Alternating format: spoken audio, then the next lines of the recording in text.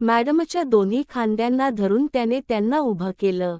त्याच्या कमरेभोवती आपला उजवा हात गुंफत त्याने मॅडमना पुन्हा आपल्या कवेत ओढलं. त्यांच्या ओठांवर हल्ला चढवत त्याने दुसऱ्या हाताने त्यांचा डावा स्तन चुरगळण्यास सुरुवात केली. मॅडमचं रसरसलेलं शरीर तर या सुखासाठी हापापलेलंच होतं. त्याही तेवढ्याच उत्कटपणे त्याला प्रतिसाद देत होत्या.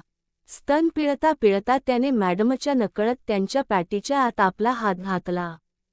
मॅडमच्या अंगात जणू उत्तेजनेचा स्फोटच झाला. त्यांनी आपल्या पाठीला बाक देत आपली मान मागे सोडली. त्याचे बोट त्यांच्या नाजूक योनीपटलांना विलग करत त्यांच्या तापलेल्या योनीत शिरले. आस्ह. मॅडम दात खात आपला आवाज दाबत उद्गारल्या. तो मॅडमचा खांदा आणि स्तनाच्या वरची छाती चोखून चोखून लाल करत होता. एका हाताने त्यांची नाजूक योनी घुसळत होता तर दुसऱ्या हाताने त्यांच्या पार्श्वभागावरचा मांसाच्या गुबगुबीत गोळ्याचा अगदी चोळामुळा करत होता. अचानक भानावर येत मॅडमने त्याला आपल्यापासून दूर लोटले. तो गडबडून गेला. पण आता त्याला आपल्यातल्या तहानलेल्या जनावराला काबूत ठेवणं बिलकुल अशक्य होतं. आपण आत्ता काय केलं याचा विचार करून मॅडमना शिसारी आली. आपल्या शरीरसुखासाठी आपण एका तरुणाला ही कसली चटाक लावत होतो. मॅडमने चटकन आपले कपडे उचलले. त्या तिथून जाऊ लागल्या इतक्यात त्याने मॅडमचं मनगट हातांत धरलं आणि त्यांना जोरात आपल्याजवळ ओढलं. इतक्या वेळ रेशमी वाटणारा स्पर्श आता त्यांना काटेरी वाटू लागला होता. आपण कोणत्या थराला गेलो याचा त्यांना मनापासून पश्चाताप होऊ लागला होता. आपण कोण आहोत? आपलं समाजात काय स्थान आहे? एवढंच नाही तर ऐन तारुण्यातही कधी अशी आगळीक आपल्याकडून झाली नाही आणि आज हे असं शेण आपण खाल्लंच कसं याचं त्यांना आश्चर्य वाटत होतं. धडपडत त्यांनी स्वतःला त्याच्या मिठीतून सोडवलं. आय एम सॉरी आशू, तू जा इथून, त्या रडवेल्या स्वरात बोलल्या. पण का? तो काही नाही, तू जा. मॅडमने आपले कपडे आपल्या छातीशी धरले होते. नाही जाणार मी, असं म्हणत त्याने त्यांच्या हातातून ते कपडे हिसकावून घेतले व दूर फेकले. मॅडमसाठी हे अनपेक्षित होतं. त्याने पुन्हा त्यांची दोन्ही मनगट पकडली आणि त्यांना जवळ ओढलं. त्या शक्य तितका आपला चेहरा त्याच्या चेहऱ्यापासून दार ठेवण्याचा प्रयत्न करत होत्या. तो मात्र जिद्द सोडत नव्हता. आता ओढताही येत नव्हतं कारण त्यांनी स्वतःच त्याला या अवस्थेत नेलं होतं.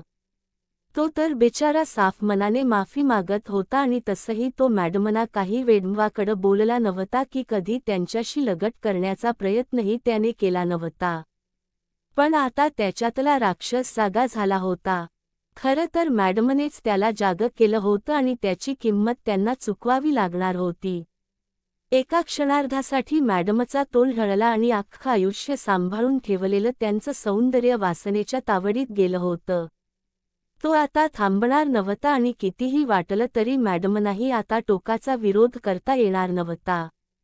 फक्त इतका वेळ त्या आनंद लुटत होत्या, आता त्यांना सहन करावं लागणार होतं. मॅडमना जमिनीवर झोपवत त्याने त्यांची पेंची उतरवली. मॅडमची रसरसलेली योनी त्याच्या समोर होती. त्याने पुन्हा आपलं बोट त्यांच्या योनीत सरकवलं. आशूस.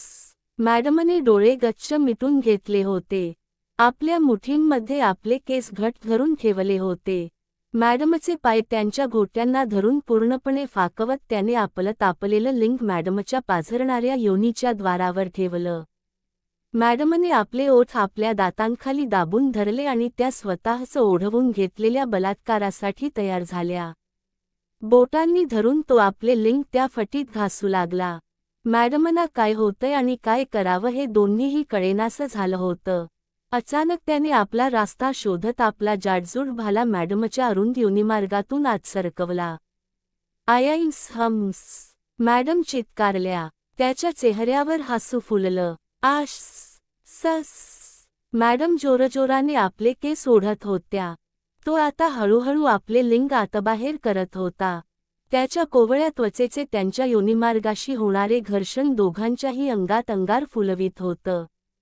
अचानक त्याने आपलं लिंग बाहेर ओढले आणि मॅडमना पालथ पाडत तो वर चढला. त्यांच्या समोरच्या भिंतीवर छतापासून फरशीपर्यंत आरसा लावलेला होता.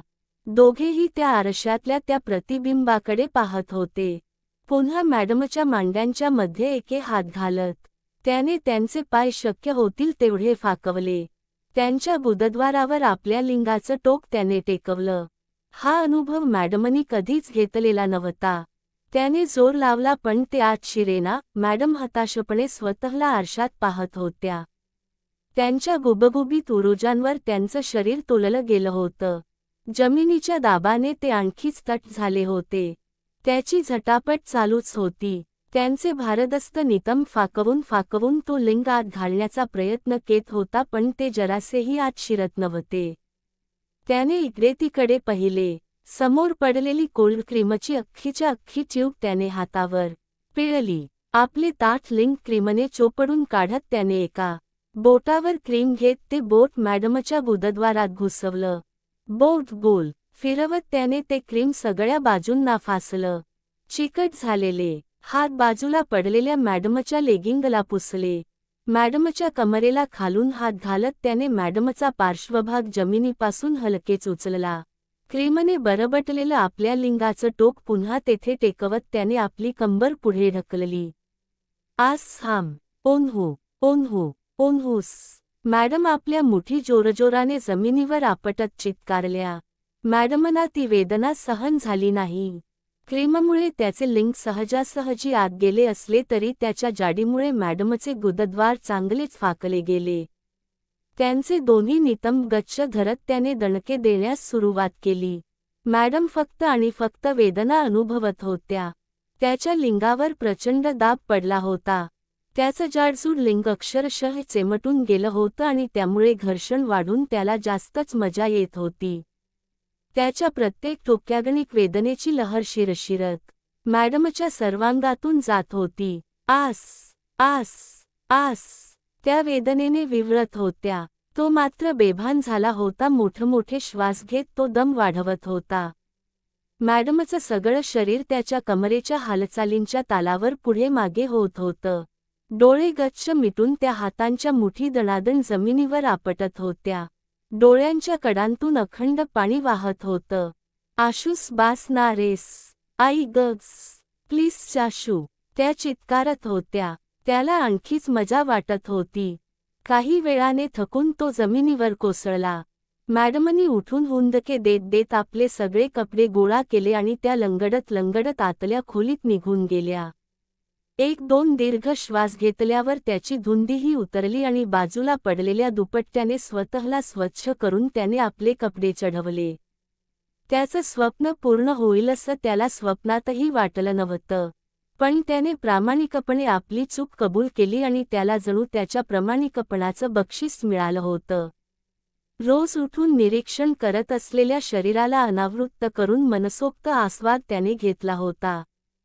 काही वेळ त्याने मॅडमची वाट पाहिली आणि निघून गेला. इकडे आतल्या खोलीत मॅडम हमसून रडत होत्या. त्यांच्यातल्या वासनेने त्यांच्या स्वाभिमानाच्या आस चिंधड्या करून टाकल्या होत्या.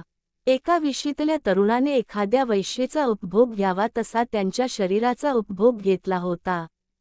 त्यांची ताठ मान आता आयुष्यभरासाठी खाली गेली होती आणि या सगळ्याला त्या स्वतःही कुठे ना कुठे जबाबदार होत्या. हे कुणाला कळण्याची तशी शक्यता नव्हती पण इतरांपेक्षा जेव्हा माणूस स्वतःच्या नजरेत खाली जातो तेव्हा ते अधिक त्रासदायक असतं.